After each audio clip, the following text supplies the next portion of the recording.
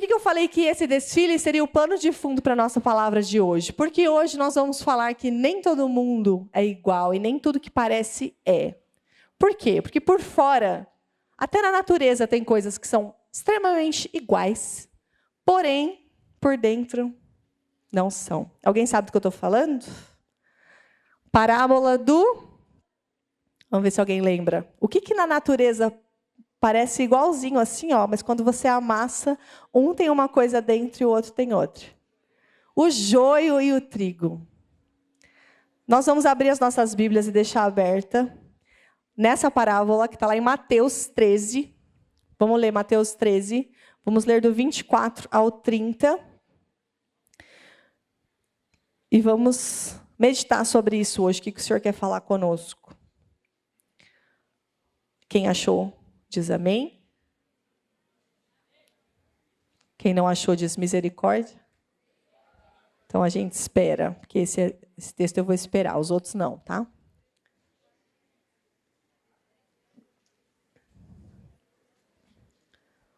Vamos lá, vamos ler do 24 ao 30, tá? Quem ainda está procurando, só colabora aí com silêncio para nós. Posso contar com vocês? Com silêncio? Então vira para a pessoa que está do seu lado e fala, não conversa comigo agora. Ótimo. Vamos ler aí do 24 ao 30, Mateus 13, tá? Jesus lhes contou outra parábola dizendo, o reino dos céus é como um homem que semeou boa semente em seu campo. Mas enquanto todos dormiam, veio seu inimigo e semeou o joio no meio do trigo e se foi. Quando o trigo brotou e formou espigas, o joio também apareceu. Os servos do dono do campo dirigiram-se a ele e disseram, o senhor não semeou boa semente em seu campo? Então de onde veio o joio? O inimigo fez isso, respondeu ele. Os servos lhe perguntaram, o senhor quer que o tiremos? Ele respondeu, não, porque ao tirar o joio, vocês poderiam arrancar com ele o trigo. Deixem que cresçam juntos até a colheita. Então direi aos encarregados da colheita, juntem primeiro o joio e amarrem-no em feixes para ser queimado. Depois juntem o trigo e guardem no meu celeiro. O destino do joio é ele vai ser queimado. E quando a palavra de Deus fala sobre isso, queimado, é tipo, vai para o inferno. E os outros, o trigo real, oficial, vai ser guardado no celeiro do Senhor. Ou seja, a esperança para o trigo. Mas o joio vai ter condenação, vai ter fogo, vai ter the end. Nós vamos passar um vídeo bem curtinho agora, que vai mostrar para vocês o que realmente é isso do joio e do trigo e por que a palavra fala da diferença entre eles. E eu queria que de verdade vocês prestassem atenção, que é bem rapidinho, mas eu sei que essa imagem vai ficar na mente de vocês durante a palavra. Pode passar, por favor. Esse é o joio, né? Vamos mostrar aqui para o pessoal. Esse é o joio, esse é o trigo. Olhando, aparentemente não há diferença nenhuma, ambos são iguais. Bom, agora, onde você vê a diferença? Vamos lá, esse é o joio. O joio, ele não tem nenhuma semente, então. Não tem fruto nenhum, só para. Ele não tem fruto, só para. Agora ele vai gastar lá tudo, agora isso aqui é o trigo.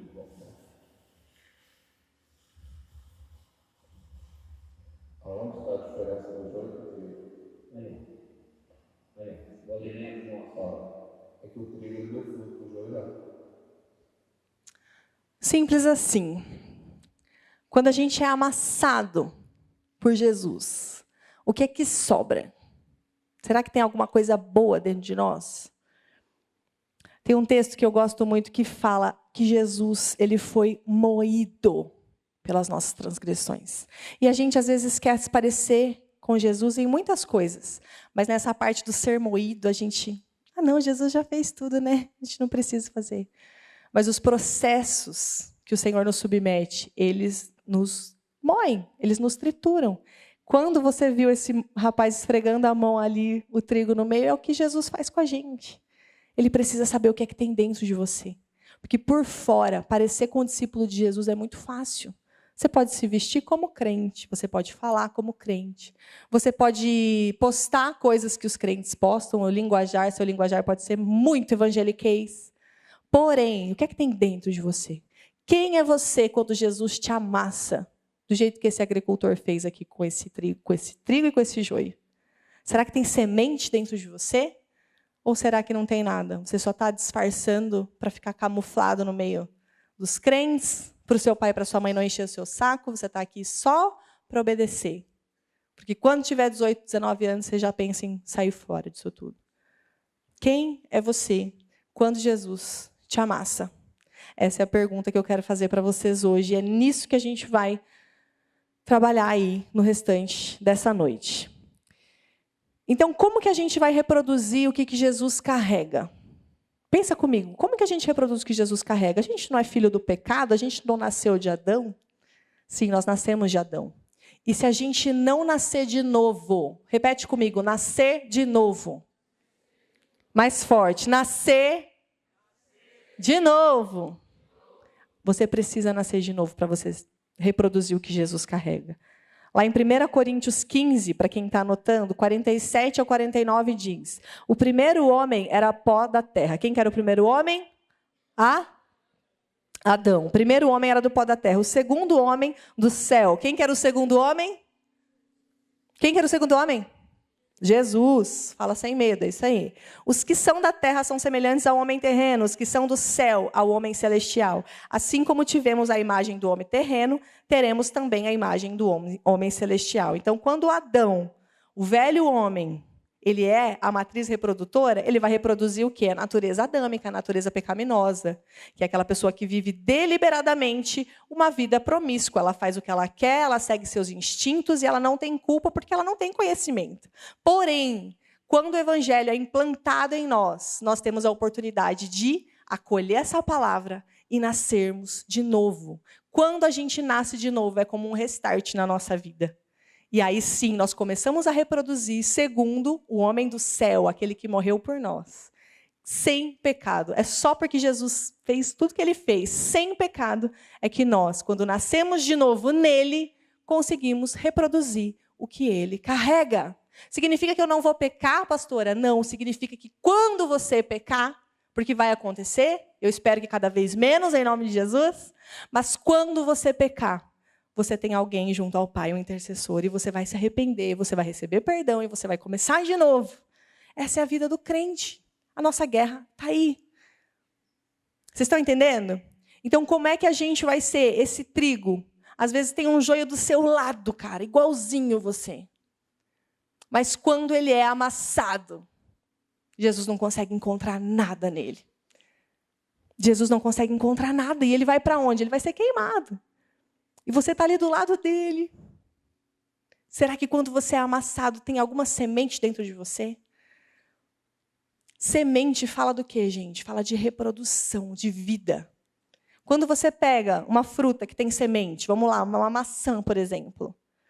Se aquela maçã, você tirar todas as sementes que tem nela e você plantar de novo, o que vai acontecer?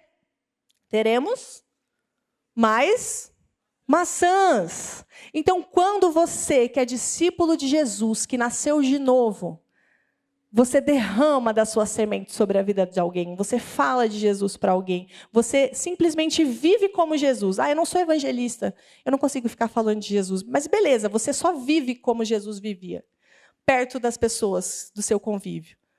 Você está semeando, sem perceber você está semeando. E nunca é para uma pessoa só. Às vezes você fala, um dia eu sei que alguém já foi impactado pela minha vida, pela minha conduta, pelo meu testemunho, porque essa pessoa falou para mim. Deixa eu te falar, nunca é só uma pessoa. Nunca é só uma pessoa, porque dessa pessoa vai vir mais uma, ou até 2, 3, não sei, a gente não sabe. Nós teremos uma grande surpresa quando a gente chegar no céu. Vocês têm noção disso? Quando você chegar no céu, você vai ter surpresas boas. Eu espero que todos aqui a gente se encontre lá. Mas quando você chegar no céu, você vai ter surpresas boas e surpresas ruins. Você vai falar, uau, tudo isso? Não, mas eu só falei de Jesus para um, mas você não sabe o que é que veio depois. A minha avó foi a primeira pessoa que aceitou Jesus na minha família. E a pessoa que falou de Jesus para minha avó, ela nem me conhece. Mas por causa dela, a nossa família inteira veio para Jesus. Eu nasci num lar cristão porque um dia alguém falou de Jesus para mim? Não. Para alguém lá atrás. Então, você não tem noção do que é o poder de uma sementinha. do viver Cristo nas suas atitudes. Não somente por fora, mas deixar jorrar de dentro de você. Se eu colocar aqui uma caixa de leite vazia e uma caixa de leite cheia, como é que a gente vai saber qual que está cheia e qual que está vazia? Alguém se arrisca? Eu já fiz essa dinâmica aqui, mas hoje eu não trouxe o leite para fazer. Como é que a gente sabe qual que está cheia e qual que está vazia, gente? Tem que espremer. E quando você espreme, você sabe, porque por fora está tudo bem. E eu quero te perguntar hoje, você é essa caixa de leite vazia? Você é esse joio que por fora está tudo bem? E por dentro não tem nenhuma semente? Por dentro você está oco? Não jorra a vida de você, só jorra morte. Por que eu falo morte? Não sei se vocês sabiam, mas o joio, se ele for triturado junto com o trigo sem querer, porque pode passar desapercebido, o que ele solta no meio dessa parte de triturar, até eles produzirem o grãozinho do trigo que a gente conhece, é tóxico, é venenoso. Tem pessoas que quase morreram por ingerir o joio triturado. Ou seja, o trigo produz o quê? Vida. E o joio produz o quê? Morte. Simples assim. O que é que você tem produzido no seu meio? No meio onde você está? Então, o trigo amassado, ele tem a semente. A semente gera vida por quê? Reproduz a essência. O trigo, quando você pensa em trigo, o primeiro alimento que você pensa? Pão, né? Então, o pão, na Bíblia inteira, você vai ver como uma figura de alimento para o corpo, para a alma. Então, você que é trigo, você que está me ouvindo que é trigo, você, quando for amassado, o que Jesus vai encontrar em você? Vida. Para alimentar outras pessoas, porque não é só sobre você, é sobre as outras pessoas. Às vezes você veio aqui hoje buscando só um alívio para a tua alma e você não parou para pensar que você pode ser uma fonte e jorrar vida para outras pessoas. E eu vim te lembrar disso, que você é fonte, você nasceu para reproduzir a vida de Deus, você nasceu para alimentar os famintos de Deus. É isso que a semente faz quando ela é plantada, ela gera alimento. Então, quando você for amassado, que de dentro de você possa sair vida e não morte. Então, esse é o trigo, que Jesus possa olhar para você e dizer, esse é o trigo e não o joio, esse é o discípulo e não o fariseu. Esse é o que nasceu de novo e não aquele que nasceu somente em Adão. E o joio? O joio é aquele cara que se parece com Jesus, por fora, que você até admira ele em algumas coisas que ele faz. Mas quando ele é amassado, ele revela que ele não tem nenhuma característica de Cristo. O que é o amassado, gente? São as circunstâncias, são os processos. Vamos ler junto mais um texto que diz sobre os processos. Deixa eu só achar aqui. Cuidado com os falsos profetas. Mateus 7, 15 e 17. Eles vêm a vocês vestidos de peles de ovelha, mas por dentro são lobos devoradores. Ou seja, a pele de ovelha, por fora está tudo bem, mas por dentro são lobos devoradores. Vocês os reconhecerão por seus frutos. Pode alguém colher uvas de um espinheiro ou figos de ervas daninhas? Semelhantemente, toda árvore boa dá frutos bons, mas a árvore ruim, ela dá frutos ruins. E tem mais um texto de Hebreus que diz, cuidem para que ninguém fique afastado da graça de Deus e que nenhuma raiz de amargura brotando cause perturbação, e por meio dela muitos sejam contaminados. Esse texto devia estar em amarelo em toda a Bíblia, esses dois textos que a gente acabou de ler, porque são textos de alerta. Então o joio não é o ímpio, o joio é aquele que está sentado do seu lado às vezes, na escola, na igreja. E eu não estou falando para você olhar para esse cara e falar, saia de perto de mim. Eu quero saber se você é esse cara. Porque é muito fácil a gente olhar o cisco, né? No olho do outro e não ver a trave que está no nosso. Então, às vezes você está aqui, tal pessoa devia ouvir essa mensagem e não veio. Cara, se ele não veio, é para você. Nós precisamos saber e ter muito temor sobre isso, porque nós vamos prestar contas um dia. E esse texto de Hebreus, ele fala de raiz. Raiz, gente, é invisível. Ninguém sabe, mas o fruto não é. Então observa se tem fruto. Nós vemos hoje muitas pessoas falando a respeito de sucesso. O que é sucesso ministerial? Olha, esse ministério é um sucesso. Por quê? Por conta de quantos seguidores ele tem? Não. Sabe o que é sucesso ministerial? Repete comigo a palavra sucesso. Significa ter um sucessor. Está pensando no futuro. Tem uma semente dentro dele. Semente fala de sucessor. E é isso o verdadeiro significado de sucesso. Biblicamente é isso. Agora, se é uma pessoa, um líder, um influenciador, alguém que você admira, e se ele morrer amanhã, ninguém vai reproduzir aquilo que ele carrega, ele não é um sucesso, ele é uma fraude. Essa pessoa está pregando a verdade? Ou essa pessoa está preocupada em manter a sua aparência, o seu status? Essa pessoa reproduz vida? Ou essa pessoa é fofoqueira, mentirosa? Que é o veneno. O que a Bíblia fala de que envenena, que mata? Raiz de amargura é causada por isso. Uma simples fofoquinha. Vou falar porque está entalado aqui, sabe? Então, tinha umas pessoas falando de você. Que pessoas? Umas pessoas. Não sabe dar nome aos bois, é fofoqueiro dos brabos. E aí você começa a dar vazão a isso. Você começa a ouvir. Você rapidamente vai estar envenenado. E a raiz de amargura, esse texto diz o quê? Ela causa perturbação e por meio dela muitos podem ser contaminados. Não deixar essas coisas entrarem. Antes que vire raiz, essa semente tem um tempo, tá? Se você joga uma semente aqui, num solo, ela tem um tempo até que ela crie raiz. Qual que é o papel do crente esperto, do crente que está ligado que o mundo espiritual não é brincadeira? Foi semeado alguma coisa em você, no seu coração. Você leu um post, sei lá. Nossa, olha aqui que esse pastor falou. Olha aqui, ele expôs um pecado de alguém. Está na moda isso agora, ficar expondo pecado na internet. Todo mundo tacando pedra na pessoa, como se fosse um juízo, tribunal, né? E aí você fala, nossa, meu Deus, que escândalo, que verdade. Isso causou edificação no teu coração? Ou você ficou stalkeando e falando mal da vida de várias pessoas? Isso não provém do Senhor. Isso é joio, isso é contaminação, isso é tóxico, gente. Eu aprendi aqui na Alcance quando a gente não era nem líder de célula ainda. Uma vez lá no outro templo, há muito tempo atrás, lá no Água Verde, tinha um pastor convidado, falando, pregando. Era uma conferência lá. E ele começou a falar umas coisas que a gente sabia que não era a cara da Alcance aquilo. Começou a citar nomes, falar mal. E eu só via uma correria de pastor para lá e para cá. Corta a transmissão, corta a transmissão. Não estou falando aí, não tem transmissão. Falando para cortar a transmissão. E aí os líderes de célula se olhando assim. Eu falei, cara, vai dar ruim isso aí.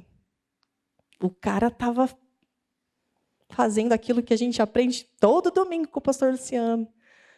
Quer bater na mentira? Como é que a gente bate na mentira, gente? Pregando a verdade. Eu combato ideias, eu não combato pessoas. O Senhor não me chamou para isso. A nossa luta não é contra carne nem sangue, amém? E aí, no dia seguinte, no domingo seguinte, nós tivemos uma verdadeira aula. Por quê? Eu, bem imaturazinha que eu era, falei assim, cara, eu vou no culto hoje, certeza que vai ter um... O pastor vai falar que aconteceu, vai falar que aquilo lá não nos representa, nananã, vai excluir aquele cara do hall de amigos dele, vai acabar com o cara. Eu fui para o culto assim, eu quero ver o pastor Luciano acabar com o cara, porque o pastor Luciano é bom de argumento, né? Mas eu não conhecia ainda a essência dele. E eu achei que ia ser aquele culto polemicão, que ele ia, né? Fui lá no culto domingo, vamos ver o que vai acontecer. Sabe o que o pastor Luciano fez?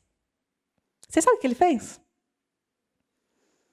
Ele pregou a verdade para combater a mentira que aquele cara tinha falado. Em nenhum momento ele mencionou, ontem houve uma pessoa, nós precisamos denunciar. Como essa palavra está em evidência? Temos que denunciar as trevas. Novo nome para fofoca. Não podemos passar pano para o inimigo. Aí sabe o que acontece quando esses pastores expõem as verdades dos crentes fajutos? Os novos na fé caem fora. É isso que o inimigo mais quer. Esses fofoqueiros que têm palanque na internet, eles estão simplesmente dissipando com os novos convertidos. E nós precisamos ter zelo pela igreja do Senhor. O pastor Luciano pegou o microfone e tem uma palavra linda. A gente nem lembrava o que aquele cara tinha falado. A gente nem lembra o nome dele mais. Ou seja, você não precisa ficar fazendo isso. O Senhor te chamou para pregar a verdade. Como é que você manda a escuridão embora, gente? Você entra num quarto escuro e fala assim, vai embora, escuridão. Você não é aceita aqui? Saia daqui, escuridão. Olha o que a Bíblia fala sobre você. Eu vou fazer um post sobre a escuridão. Escuridão, você é isso que a gente faz? A gente só acende a luz. E a escuridão vai embora. Então a gente precisa ser inteligente. Foi o que o pastor Luciano fez. Naquele dia minha cabeça...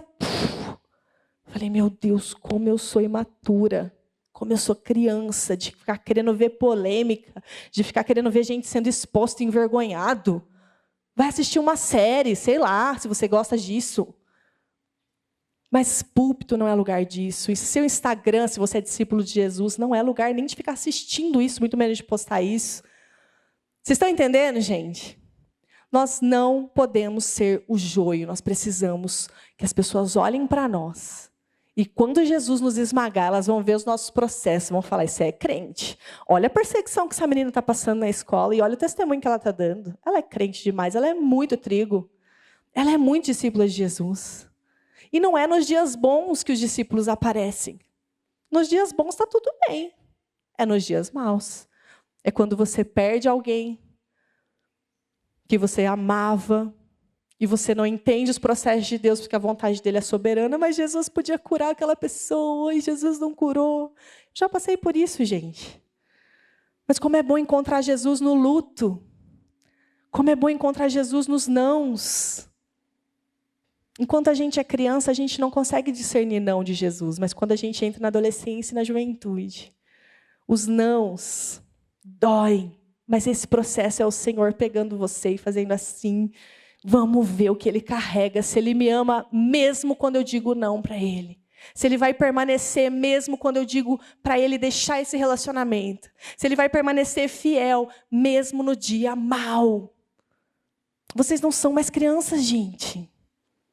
Daqui até o dia, sei lá, do seu casamento, está muito perto, que é talvez a próxima decisão mais séria da sua vida. Os próximos anos são anos de decisões sérias. A gente tem que parar de brincar. A gente não pode mais viver, deixa, essa semana não vou fazer nada, vou ficar de boa, estou cansado. A gente tem que parar de brincar de ser crente. Porque o mundo lá fora está uma guerra. E você não precisa ir muito longe, cara. Você não precisa ir muito longe. No próprio meio cristão, e eu falo isso com meu coração sangrando, mas no próprio meio cristão tem joio demais. E a gente precisa andar em vigilância, em temor. Essa palavra, ela nasceu no meio de muito jejum que o Senhor me pediu de madrugada. Eu queria dormir. E Jesus me acordava para alertar vocês sobre os últimos dias. Nós vivemos os últimos dias. E o joio vai ser jogado no inferno. E eu espero e eu oro muito para que no nosso meio o Senhor possa acolher todos vocês. E vocês serão guardados no celeiro dele. E os frutos de vocês vão glorificar aquele que pagou o preço por vocês. Amém? Então nós precisamos vigiar. João 7,38 diz: quem crê em mim, como diz a Escritura, do seu interior fluirão rios de água viva. Vocês são geradores de vida e não de morte. E tem um outro texto que eu queria ler, que causa muito temor no meu coração. Está lá em Provérbios 6, 16, 19. Presta atenção. Talvez muitos aqui não tenham ouvido esse texto ainda. As 6 coisas que o Senhor odeia. 7 coisas que Ele detesta. Talvez você saiba o que Deus ama. A gente canta sobre o que Deus ama. Salmos, que é um dos livros preferidos de vocês. Está cheio de coisas que Deus ama. Ele ama ser adorado. Ele ama que a gente agrade Ele com o nosso viver. Mas você sabe o que Deus odeia? Pergunta para a pessoa que está do teu lado. Você sabe o que Deus odeia? Nossa, Deus odeia. Ele não é amor? Vamos ver? Ai, gente, não queria ser assim. Vamos lá. As 6 coisas que o Senhor odeia, as 7 coisas que Ele detesta. Olhos altivos, língua mentirosa, mãos que derramam sangue inocente, coração que traça planos perversos, pés que se apressam para fazer o mal. Presta atenção nesses 2 últimos. A testemunha falsa que espalha mentiras e aquele que provoca discórdia entre irmãos. E a fofoca continua sendo um pecadinho aceitável. Se isso não nos choca, saber que só uma fofoquinha, só uma inimizade que eu semei ali, só um postzinho de indireta que eu compartilhei do pastor polemicão. Cara, Jesus odeia isso. Não se meta no meio disso. Saia de perto daqueles que provocam discórdia entre irmãos. Que é o joio. Você não deve se parecer com o joio quando Jesus te amassar. Quando ele te amassar, ele precisa encontrar vida. Ele precisa encontrar aquilo que glorifica ele, não aquilo que ele detesta. Ele detesta isso. Então não gaste o seu tempo, meu querido, se envolvendo com essas coisas. Tiago 1, 2, 4. Meus irmãos, considerem motivo de grande alegria o fato de passarem por diversas provações. Eu quero tanto conversar com esse Tiago quando eu chegar lá no céu. Tem gente que quer falar com Eva, né? Dar um soco na Eva, as coisas. Mas eu queria conversar com ele sobre essa alegria. É difícil demais. Parece que ele está sendo irônico, não parece? Que alegria passando por provações. Os processos, muitas vezes, nos fazem chorar. Mas olha o que ele fala. Pois vocês sabem que a prova da sua fé, quando a sua fé é provada, triturada, ela produz perseverança. E a perseverança deve ter ação completa, a fim de que vocês sejam maduros e íntegros, sem que falte a vocês coisa alguma. Quando o trigo está maduro, ele serve para fazer o que ele nasceu para fazer, o pão. Então, quando você estiver maduro, que é isso que ele está falando, se alegre na perseverança, porque é a perseverança que vai te tornar maduro. É a perseverança que esse processo ruim, chato, humilhante, que você está passando agora, é que vai te levar para esse lugar de maturidade. Hey, bem-vindo à vida adulta. As coisas não são fáceis. Venha ganhar dinheiro na internet, só jogando o joguinho. Isso não existe. As pessoas têm que trabalhar. E para trabalhar tem que se submeter a alguém que talvez você não goste. Tem que ter horário, tem que ter disciplina. Por favor, vamos crescer? Vamos rumo a essa maturidade que Tiago fala? Eu quero ser usado por Deus. E é uma das frases que eu mais escuto de vocês. Cara, que massa, pastora, Deus me usou, tal dia, tal lugar, foi massa. Cara, é o que me dá senso de existência, quando Deus me usa. Nossa, como isso me deixa feliz. Eu nasci para isso, para Deus me usar.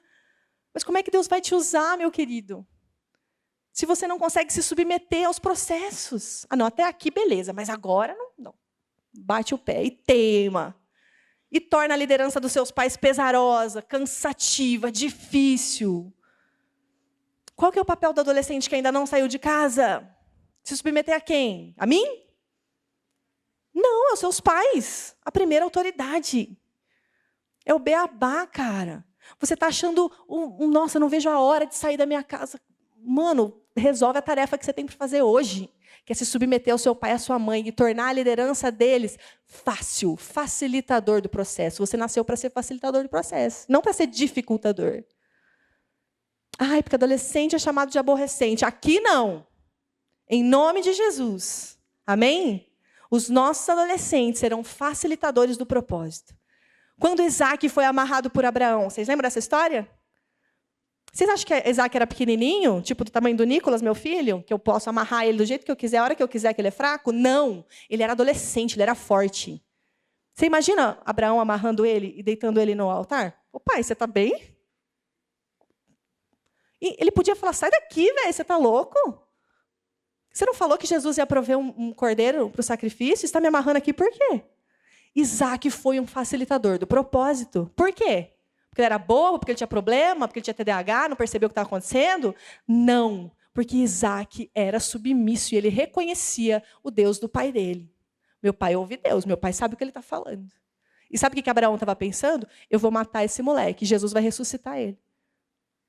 Ele ia matar. Olha o nível de obediência. E o seu pai nem quer te matar, seu doido. É muito mais fácil para você. É muito mais fácil para você. Lembra de Isaac, quando tiver difícil obedecer seu pai e sua mãe. Porque ele ajudou Abraão a obedecer o propósito. Se Isaac sai correndo, ele podia sair correndo, mano. Ele não saiu correndo. Ele foi um facilitador de propósito. você precisa ser um facilitador do propósito dos seus pais. Senão você não vai para o próximo nível, tá, flecha? Vamos para o próximo nível. Eu vou fazer aquela escola de missões. Eu vou sair daqui e nunca mais meus pais vão me encher o saco. Não, não, não, não, não, não. Você que pensa. Enquanto você não se submeter, enquanto você não deixar os processos te moldarem, Jesus vai pegar você no dia mal e ele vai te amassar. Ele vai falar, esse não está pronto. Vocês estão entendendo? A gente precisa olhar para os processos como o Tiago falou. Razão de muita alegria, porque isso aqui vai produzir em mim maturidade para eu ser usado por Deus. Você quer ser pão que alimenta a multidão? O trigo, ele precisa ser esmagado. E o joio não produz nada, só veneno. O que é que você quer? Ser pão ou ser veneno? Eu quero ser pão. Eu quero ser água para matar a sede. Eu quero ser pão para matar a fome. Amém? Vamos ficar de pé para a gente orar?